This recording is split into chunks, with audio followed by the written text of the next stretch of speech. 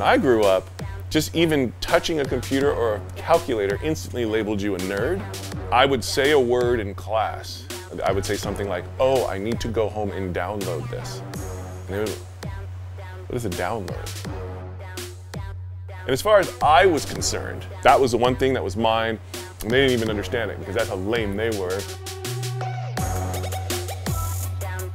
Did I know that it was going to turn into me learning how to program, learning how to start a company, running a company? All I have done is chased and pursued the things that I thought were cool and exciting.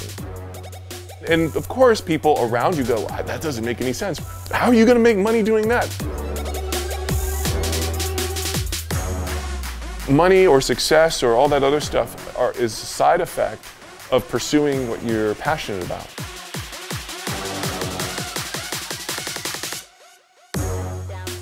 The video game world, I think, personally, people participating in that culture are some of the smartest people. These are people who embrace technology more quickly. They embrace change, they're free thinkers, you know. Mainstream society still has this angst about people spending time playing video games.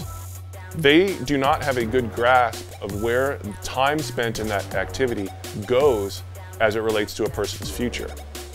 And the reason that they don't have a good grasp on that is because the way we learn in society about the upshot of activity is through the stories of individuals. That's why we regard chess as something that leads to something positive, because we have the story of Bobby Fischer, we have the story of Garry Kasparov, we have human stories.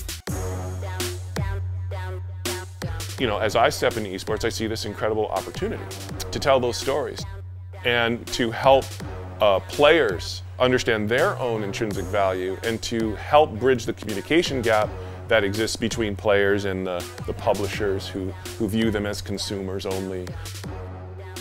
And you know what I love the most about the video game stuff is you tend to have a very colorful cast of different types of people in the video game culture.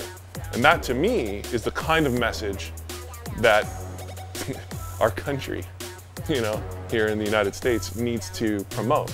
All of that diversity under one umbrella, under one giant positive interest.